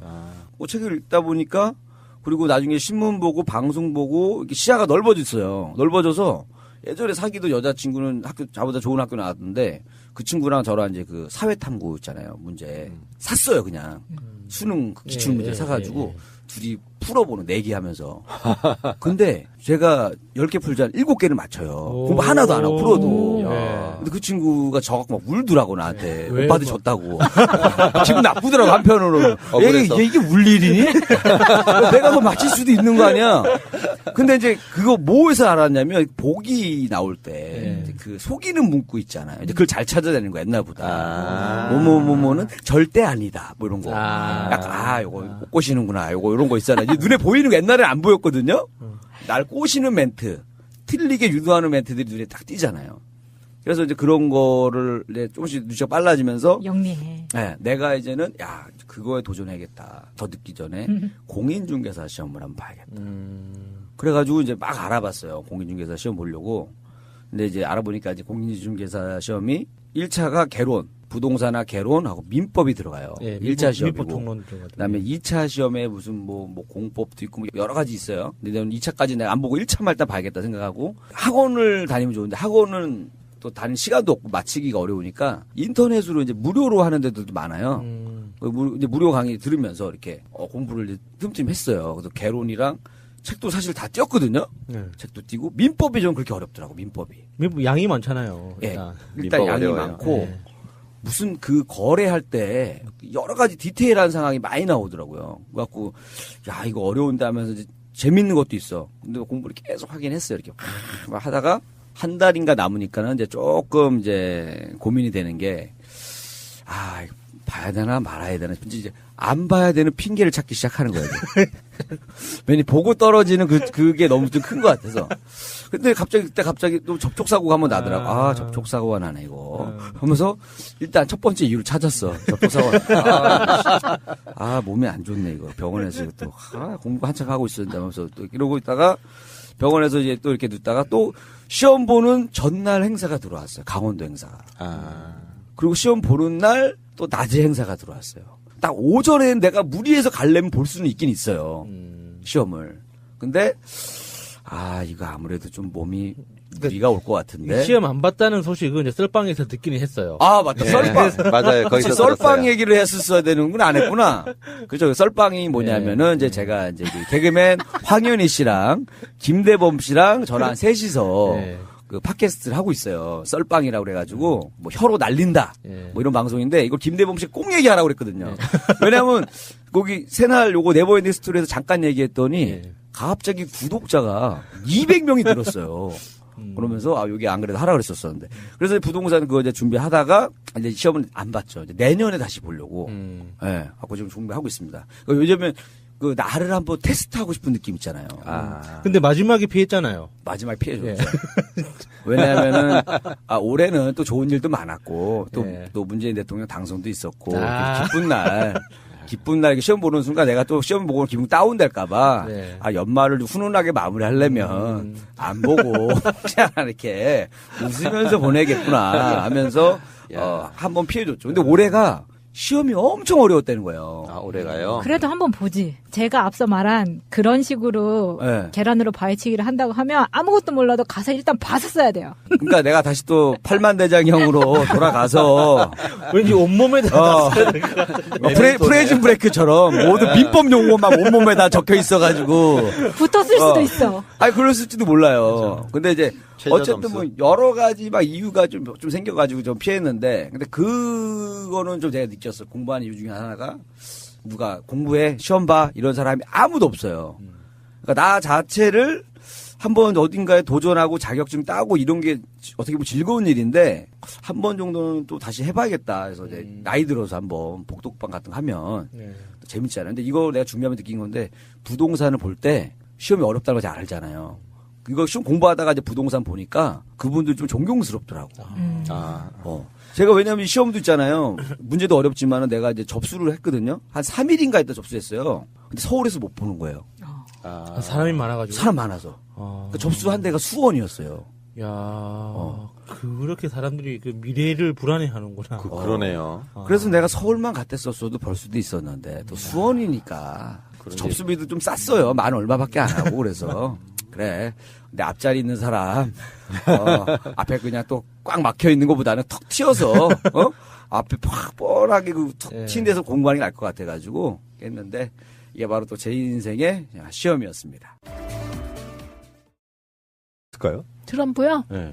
저는요, 지금 한반도 상황이 어느 때보다 엄중하잖아요. 그리고 이 한반도 상황이라는 게 단순히 북핵 위기나 안보상의 문제뿐만 아니고요. 지금 트럼프라는 독특한 인물이 미국의 대통령이 되면서 과거에 있지 않던 현상이 있는데 그중에 우리한테 되게 위협적인 게 경제와 안보를 묶는 거예요. 그래서 지금 경제와 안보를 묶어서 북핵 위기의 국면을 살짝 등에 업고 우리가 경제적으로 좀 더 양보하라는 식. 그래서 이제 FTA도 그렇고 군비도 그렇고 등등 문제가 있잖아요. 그래서 상황이 이럴 때 그럼 정부는 어떤 식으로 대응해야 될까? 정말 많은 고민이 있었을 거라고 보고요. 어쨌든 문재인 대통령은 문재인 대통령 스타일대로 최대한 예우를 하고 그리고 사실 뒤집어서 얘기하면 이런 면도 있어요. 그 문재인 대통령은 문재인 대통령 스타일대로 정말 트럼프를 정성을 다해서 예우하고 그리고 진심으로 한반도의 조건을 설명하고 뭐 이럴 것으로 봅니다. 근데 여기서 문재인 대통령이 과거의 민주정부 대통령, 전 김영삼 대통령부터 사실 민주대통령이라고 생각을 하는데요. 그 김영삼, 김대중, 노무현 이 세 분과 다른 면이 있어요. 이분이 피난민의 아들이잖아요. 그러니까 이념적 태도에 있어서 조금 기본은 같지만 느낌이 다를 수 있다고 생각해요. 흥남 부두에서 철수할 때 진짜 그때 미군은 흥남 부두 철수민들에게는 구세주였을 거예요. 네, 그리고 굉장한 은혜를 입은 거고 그리고 그때 부모님들이 생존해 계셨기 때문에 문재인이 존재할 수 있었던 거잖아요. 그래서 문재인 대통령이 정말 미국은 우리의 혈맹이다라고 얘기할 때 저는 그게 수사라고 생각들지가 않거든요. 진심. 예, 진심이라고 보고 우리가 어쨌든 남한에 태어난 사람들이잖아요. 북한에 태어난 사람들이 아니에요. 그래서 저는 남한이 이 정도의 경제 발전을 이루고 이런 과정에서 미국은 굉장히 도움을 준 나라다. 예, 이 부분을 또 완전히 배제하면 안 될 것 같습니다. 그게 뭐 정치적으로 독재자를 지원하고 지지해서 우리나라의 민주 발전을 후퇴시켰다. 그건 또 미국의 어두운 면이죠. 우리에게 있어서는. 그래서 지금 문재인 정부가 위기일 때일수록 그리고 우리 내부의 입장이 다른 미국에 대한 태도가 다르면 다를수록 지향을 분명하게 갖고 가는 게 맞다고 생각을 하고요. 그래서 지금 문재인 정부가 들어서 계속한 게 한미동맹을 기초로 굳건하게 가는 거. 이게 기본이었잖아요. 그게 일부에서 진보적인 분들이 비난도 했지만 그 기조를 결코 버리지 않았거든요. 그 위에 한중 관계도 푼 거잖아요. 그래서 저는 진짜 그 외교 안보에 대해서 초기에 걱정이 많았지만 대중관계 풀리면서 많은 국민들이 대통령께 후한 점수를 주고 그리고 지지율이 반전해서 리얼미터 조사도 70% 넘어갔잖아요, 다시. 예, 저는 갈수록 더 잘할 거다 이렇게 생각합니다. 문재인은. 제도로서의 민주주의가 흔들리고 구타는 일은 이제 없습니다. 민주주의가 밥이고 밥이 민주주의가 되어야 합니다. 기존의 패러다임을 바꾼다는 표현을 제가 요즘 많이 쓰는 편인데 네. 이를테면 이제 운동 좀 하신다 하시는 분들은 사실 저도 그런 마인드가 없지 않았다고 보는데 예를 들어 왜 이렇게 미국에 종속적이냐 그러면서 박근혜 비판했잖아요. 네. 근데 최근에 나오는 메시지들은 이런 거예요. 한미일 군사동맹은 나는 싫다. 일본 끼는 거 싫다예요. 알고 보면은 미국하고는 친하게 지내고 싶은데 근데 지금 미국에 대한 부정적 시각이 생기면 사실 심정적으로는 일본도 배척, 중국에 좀 더 붙는 형식의 뭔가 좀 타협점 없는 외교가 가능할 수 있었는데 미국과는 동맹 관계 유지하고 중국과도 기분 나쁘지 않게끔 해주고 사실 문재인 대통령이 굳이 전략이라면 일본은 별로 딱히 내 마음에 들지 않는다 이런 느낌이 좀 들어요. 그 정도가 아니고 한미일 그 삼각 동맹이라는 말, 예, 그 자체도 우리가 부정해야 되고요. 그 한미일 삼각 동맹은 삼각이라고 얘기하지만 사실상 미일 한 종속 동맹이거든요. 그래서 문재인 대통령은 이게 군사 동맹이 아니라는 점을 분명히 했다. 이런 보도가 나왔었고요. 지금 문재인 대통령이 고민하는 지점이 또 있습니다. 이번에 일본 가서 아베하고 얘기한 그 태평양 그다음에 호주 뭐 이렇게 긴 방어막을 칠 듯이 얘기한 부분이 있어요. 예. 이 부분은 뭐냐면 에치슨 라인의 연장입니다. 평창의 고요한 아침차를 대접했습니다. 김 여사는 북핵 문제를 걱정하면서도 북한의 평창올림픽 참가를 희망한다고 밝혔습니다. 멜라니아 여사는 전 세계가 걱정하고 예의주시하고 있다며 모든 문제가 평화적으로 해결되길 바란다고 말했습니다. 앞서 멜라니아 여사는 주한 미국 대사관 행사에 참석해 평창 동계올림픽에 대한 기대감을 드러냈습니다. I am sure you are all very excited to host next year's games. It will be an amazing opportunity to bring the world together through our shared love of sports. 멜라니아 여사는 또 평창올림픽을 계기로 더 많은 여학생들이 스포츠에 참여하고 남학생과 동등하게 스포츠에 접근할 수 있도록 해야 한다고 강조했습니다. 방송 중간에 좋아요를 눌러주시면 새날팀들에게 큰 힘이 됩니다. 미리 감사합니다. 트위터가 진짜 언론입니다. 2부 시작합니다. 오늘도 여전히 이주영 실장은 지금 너무 심각했어 지금. 일부에서 전희경하고 자유한국당의 그 개싸움이 등장하니까 혹시 하고 싶은 말 없으셨어요? 제가 역시나 끼어들 틈이 없더라고요. 못 따라가겠죠. 네. 아니 근데 그 의견을 얘기해 보세요. 서당께 3년이면 풍월도 없는데 아직 3년이 안 돼서. 됐잖아요. 그랬어요? 네. 3개월밖에 안 돼. 그래서 운동권 이야기할 때 잠깐 본인이 그 끼어들 틈이 있었는데 운동권 이야기할 때 운동권 안 해봤으니 또 설명을 할 수가 있다. 그때는 학생운동이 없지 않았나? 네, 저희 때는 거의 없었고. 네. 그러니까 IMF 이후에 상당히 그런 부분들이 좀 줄어들었다고 봐야 돼요. 개인적으로 취직, 직장 뭐 이런 게 중요하지. 네. 적자 생존에 뭐 이런 시기가 좀 있어가지고. 그리고 거대 담론에 관심을 이제 그래서 갖기가 어려웠기도 하고 우리가 학생운동 없는 사회를 만들기 위해서 학생운동을 한 거거든요. 맞습니다. 예. 네, 그런데 우리가 생각한 의도대로 학생운동이 없어진 건 아니죠. 경제가 어려워져서 학생운동이 없어지는 이건 우리가 꿈꾼 건 아니었어요. 그러니까 지금 우리는 뭐 대학생 단체의 이름이 뭔지도 몰라요, 사실은. 근데 우리 때만 해도 그들이 사회를 끌어갔어요, 실제로. 그러니까 제도권 안에 들어있는 야당보다 학생들이, 그러니까 그 민주 세력 안에 그런 분들이 많이 들어와 있는 게 당연한 거죠, 그게. 지금 생각하면 그렇죠. 20대 한 초중반의 전대의부장, 뭐 한총련 의장, 뭐 이런 사람들 정치권이 들어오는 게 하나도 이상하지 않았었거든요. 그거 이렇게 이제 저 마지막으로 하나만 말씀드리면요. 지금 자유한국당이 12월쯤에 원내대표 선거가 있다고 봐요. 거기에 거론되는 분들이 누군지 아세요? 누굴까요? 지금 거론되는 분들이 김성태, 그 다음에 홍문종, 나경원 이런 분이에요. 홍문종. 친박 의원이 거론됩니다. 이분 핵심 중에 핵심이죠. 거론되는 게 한 사람이면 친박 전체가 의견 모았다고 봐야 되겠네요. 그렇죠. 네.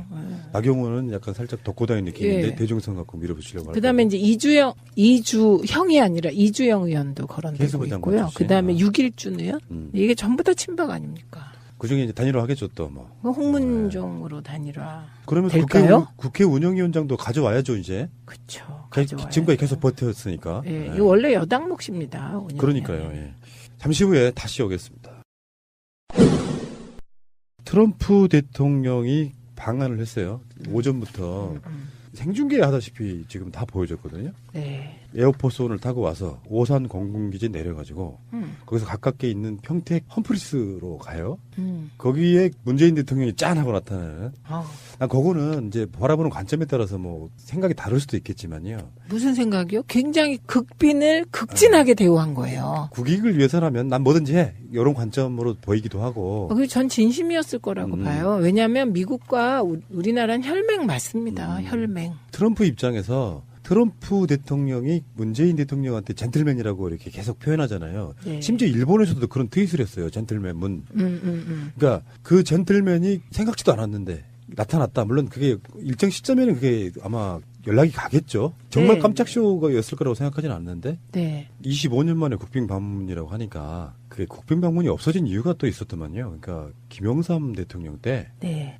국가 재정 뭐 전략 차원에서 없앤 거. 그러니까 조지 부시 그 당시가 마지막 국빈 방문이라고 하는데 특별히 트럼프를 국빈 방문으로 한 이유가 있어요. 그런 느낌이에요.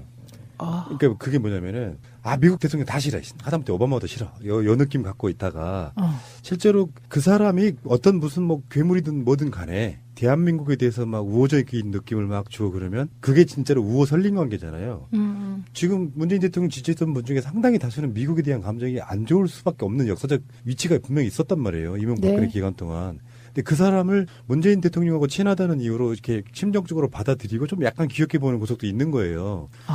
그렇게까지. 당연히 그런 부분이 있는 거죠. 그러면서 문재인 대통령이 얼만큼 뭐 이렇게 트럼프를 잘 요리해 주느냐 이것도 보는 재미가 좀 있어요. 그러니까 사람 캐릭터라는 게 있잖아요. 이렇게 환대해주고 이런 거 있잖아. 100가지 요구할 수 있는 게 사실 한두 가지는 빠질 수밖에 없어요. 환대를 해주면.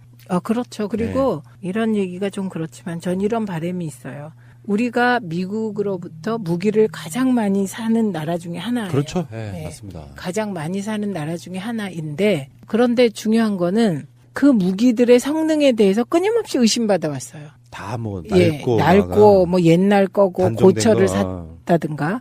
그런데 문재인 대통령이 이번에 무기 구입을 필요해서 하더라도 최신 전략 무기를 살 수 있었으면 좋겠다. 그래서 우리의 목표를 무조건 무기 사면 나쁘다 이거 아니잖아요. 최신 전략 무기를 사면 그거는 뭐 국가 안보에 도움이 되는 거고 돈을 제대로 쓰는 거잖아요. 그래서 그렇게 됐으면 좋겠다 그런 바람이 있습니다. 만찬하는데요. 홍준표 씨도 갔대요. 저번에 문재인 대통령이 오라 그랬을 땐 안 가고 그리고 맥메스터 보좌관 바로 옆자리에 앉고요. 또 와튼스쿨 동문 안철수 씨는 지금 한국에 없죠? 저는요 그 되게 안타깝더라고. 와튼스쿨 동문이 한 명 있으면 좀 분위기가 좋을 거 아니에요. 안철수 대표는 지금 오늘 저녁에 귀국한대요. 근데 이제 만찬 시간과 안 맞는 거죠. 그러네요. 그러니까 트럼프의 만찬이라고 하는 게 뭐 전 솔직히 저 정도 또래의 자존심이라는 게 있어요. 사대주의는 아니었으면 좋겠다고 생각하는데 사실 이게 방송하다 보면 저도 그 입장인 거예요. 문재인 대통령과 똑같이 국익만 생각할 수밖에 없어요. 그렇죠. 트럼프를 어떻게 대해야 되는지. 근데 이걸 이제 비판하려고 하는 사람들은 뭐 너무 과한 거 아니냐. 무슨 국빈방문 25년 만에 하는데 대통령 직접 나가고 뭐 이렇게 비판할 수는 있으나 그게 국익에 도움 된다면 저는 그보다 더한 거라도 하라고 말씀드리고 싶어요. 더한 거가 뭐 더해서 효과 있으면 뭐 하면 되는데 저는 이렇게 극진하게 예우를 하는 거 그건 비판할 거리가 아닌 것 같고요. 예를 들어서요. 이제 사드 문제 같은 것도 그렇잖아요. 이번에 그 중국과의 관계를 사실상 풀어내버린 부분이 단순하게 말하면 원래 미국과 한국은 혈맹으로 뭉쳐져 있었고 전쟁도 같이 했잖아요. 중국과 그 소련 상대로. 그럴 때 사드를 받기는 받으나 이게 당신네들 용도라고 말하기는 좀 어렵다. 좀 이해해달라는 어떤 외교적인 노력만 있었다고 하면 그렇게 어렵게 풀 문제가 사실 아니었잖아요. 애초에 박근혜 정부가 그 사드를 안 드릴 것처럼 큰 소리 빵빵 치다가 어느 날 뒤통수를 빵 쳤기 때문에 이게 문제가 된 거거든요. 중국이. 특히 중국은 나름대로 이제 그런 예의를 중시하는 게 있잖아요. 그런데 이제 이번에 문재인 정부가 들어서서 진짜 중국에는 거의 특사를 2번 파견한 것과 같고요. 또 이해찬 총리, 노영민 대사 등 전 친중 인맥을 동원해서 애쓴 거 아닙니까? 그 애쓴 것 중에 핵심이 지금 말씀하신 대로 우리가 왜 그때 사드 성능 얘기하고 막 사드 얘기할 때 X밴드 레이더를 전방 후방 어떻게 하느냐에 따라 이게 북한 핵만 감시하는 것으로 조작할 수 있다. 이게 조절할 수 있다. 이 얘기 있었잖아요. 그래서 아주 그 미세한 기술적인 문제로 해결할 수도 있겠다. 뭐 그런 얘기 아니었습니까? 우리가 사드는 북핵에 대한 감시용으로만 쓰겠다. 이런 얘기를 한 거였죠. 그러니까 제가 표현하고 있는 것들이 저는 정치하시는 분들이 좀 많이 새겼으면 좋겠는 게 외교건 정치건 사실상은 태도 문제예요. 네. 그러니까 어떻게 대하느냐. 그 상대방에 대한 최선을 다하느냐 이런 건데 지금 뭐 국빈 방문에 있어서의 뭐 최고의 환영 뭐 이렇게 표현하는데 그건 일종의 태도의 문제라고 보는 거거든요. 그 태도가 좋아서 결론이 좋으면 좋고 예를 들어서 지금 북한 문제도 마찬가지라고 생각해요. 남북 군사회담을 제안하는 이유 중에 하나가 얼마 전에 오발 사고 났었잖아요. 그저께. 근데 그게 그런 것들인 거예요. 서로 간에 오해가 없으면 오발 사고가 나도 전쟁으로 이어질 일이 없는 거거든요. 미국에 조금 나쁜 메시지가 가는 일이 있어도 정상 간에 이건 어떻게 되는 거냐면 그 에치슨 라인이 구상되었을 때 그 에치슨 라인은 방어막을 일본으로 치고 우리나라는 이제 그때 빠졌다고 했었죠. 빠졌죠. 처음에. 그런데 그거를 어떻게든 끌어올려서 38선으로 올린 인물이 이승만 대통령인 거거든요. 그러니까 지금 복선으로 그거는 저는 실현될 거라고는 보지 않지만 이번에 저는 제2의 에치슨 라인이라고 제가 부르는데 그게 실현된 건 아니지만 얼마든지 문재인 대통령을 위협하는 수단으로 그 얘기가 어제 흘려진 거잖아요. 어제. 사실은 미국이 무기 판매랑 연관이 있지 않을까요? 그 부분은? 당연하죠. 네. 그렇죠. 그런데 그런 여러 가지 정말 복잡한 지정학적 조건이 있고 우리가 한미동맹을 굳건히 안 하면 어떻게 되는 거냐면 제2의 에치슨 라인이 쳐질 수도 있는 겁니다. 그러면 이게 중국과의 관계나 이 관계가 재조정돼야 되는데 저 그거 싫거든요. 저는 아주 싫습니다. 그게. 어쩌면 국빈 방문의 노림수가 그런 거 아닐까요? 그러니까 최대한 환대를 해주고 상대방 기분 맞춰주면서 정말 어려운 이야기 못하게 만드는 전략. 그래도 뭐 트럼프는 얘기하겠죠. 그러나 또 예의를 다해야 우리 주장을 또 명확히 할 수 있는 것이니까요. 일본에 가서도 트럼프는 트럼프답게 무역에 대해서는 폭탄 하나 던지고 왔더만요. 그렇기도 하고요. 저는요, 트럼프가 이제 한중일 방문하기 전에 그 토론에 나가면 정말 괴로웠거든요. 왜냐하면 뭐 일본 뭘 한다, 뭐 일본은 뭐 연예인을 데려와서 뭐 한다 막 그래서 제가 참지 못하고 이런 말을 했어요. 저러다가 일본이 미국에 푸들대면 그거에 대한 역작용도 있는 거다. 그래서 저렇게 하는 것이 과연 일본에게 플러스만 되는 것 같지 않다. 그런데 뭐 이번에 보니까 그렇게 해봤자 말짱 황이더만요. 그러니까 그런 거예요. 그런 거. 그 일본이라고 하는 나라가 대표적인 특성이 약한 나라에 강하고 강한 나라에 약한 아주 비열한 캐릭터의 나라죠. 지금 그 아베만 해도 아방카한테 막 지원해주는 그 자금들 생각해 보면은 정말 웃기는 나라인 건 맞는데 이 상황에서 문재인 대통령의 확고한 선 딱 하나는 제가 굉장히 높게 사고 싶은 게 그거예요. 외교력에 따라서 일본 하위 개념이 아니고 일본을 오히려 이렇게 배제시킬 수도 있는 그런 훌륭한 외교력을 보여주고 있다. 그러니까 한국은 중국과 미국을 같이 취하는데 일본은 어쩔 수 없이 미국만 취할 수밖에 없는 그 상황을 잘 이용하고 있다 이렇게 보는 거거든요. 네, 그렇기도 하고 문재인 대통령 스타일을 믿으셔도 되는 게 이념적으로 머릿속에 무슨 생각을 갖고 현실을 보는 분이 아니라는 거예요. 현실은 한미동맹 깰 수도 없고 강화시켜야 돼요, 우리는. 그리고 그 일본과의 관계는 정말 가깝고도 먼. 저는 오히려 북한 핵이 위협이죠. 그런데 북한 핵은 미일 중소에 의해서 통제 가능할 수도 있어요. 우리가 가장 위협적인 어떤 영토적이나 군사적인 위협 세력은 전 일본이라고 생각합니다. 그래서 일본에 대해서는 다르게 생각해야 되고 실제로 역사적으로 볼 때도 우리나라를 제일 많이 침략한 게 중국이잖아요. 그런데 지금 중국은 북한에 의해서 막혀 있는 거잖아요. 그리고 그 다음에 우리나라를 많이 침략한 게 외구잖아요. 외구. 그 기록에 보면. 그리고 실제로 우리나라를 임진왜란 때도 그랬고 일제 36년 강점기도 있었고 실질적인 위협이라고 생각합니다. 저는 개인적으로 일본을. 새가 날아든다는 여러분들의 하트를 먹고 삽니다. 잊지 않으셨죠? 에피소드 제목을 누르고 플레이가 되면 오른쪽 위에 하트를 꼭 눌러주세요. 오늘도 감사합니다. 더 많은 분들이 들을 수 있도록 하트 꼭 눌러주세요. 우리 일부에서 이야기했던 전희경 씨 같은 분들이 사실은 80년대 운동권을 비난하지만 그 사람들은 친일파 집단이잖아요. 그분이 친박일 거 아니에요. 비례대표를 친박한테. 저는 자유한국당을 뜻하는 뜻이에요. 아, 그 세력이 그런 성향이 있다. 뭐 그 정도까지는 얘기할 수 있을 것 같습니다. 외교력이라고 하는 건 뭐 어떤 측면에서는 내 마음에 안 맞으니까 비판을 할 수 있지만 실제로 외교하는 입장이라는 건 결국은 그거 아니에요. 국익. 네. 실질적인 이익이 있느냐 없느냐의 차이 이런 거라고 생각이 드는데 네. 저희들 방송하고 있는 사이에 뭐 청와대에서 지금 정상회담도 하고 만찬도 하고 저녁에 무슨 음악회 같은 것도 있고 여러 가지가 있더라고요. 그리고 방송 나가는 오늘 국회에서 이제 연설도 하고 네. 이런 것들을 이렇게 보고 있다 보니까 이런 거 있잖아요. 청와대를 근무하진 않았어도 한번 가본 것과 안 가본 것의 차이 같은. 꼭 알아야 할 어제의 뉴스. 도널드 트럼프 미국 대통령과 멜라니아 여사가 전용기에서 내립니다. 오산 공군기지엔 강경화 외교부 장관과 마크 네퍼 주한 미국 대사 대리 등 한미 양국 관계자들이 영접을 나왔습니다. 트럼프 대통령이 전용 헬기인 마린 1을 타고 첫 방한 일정으로 찾은 곳은 경기도 평택 미군기지인 캠프 험프리스. 여의도 면적의 5배가 넘는 기지 전경을 하늘에서 내려다본 것으로 전해졌습니다. 당초 청와대에서 트럼프 대통령을 맞을 것으로 예상됐던 문재인 대통령도 파격적으로 직접 현장에 영접을 나갔습니다. 한미 양국의 대통령이 사상 처음으로 한미 동맹의 상징인 바로 이곳 평택 기지에서 한미 장병 여러분들과 함께 경의하는 아주 역사적인 날입니다. 양국 정상은 주한미군 장병들과 함께 점심을 먹고 새로 조성된 시설을 둘러봤습니다. 완공을 앞두고 있는 캠프 험프리스는 해외 미군 기지 가운데 최대 규모로 우리 정부가 건설비의 92%를 부담했습니다. 양국 정상이 한미동맹의 상징인 평택기지에서 첫 일정을 시작한 것은 대북 압박 메시지도 염두에 둔 것이라는 분석입니다.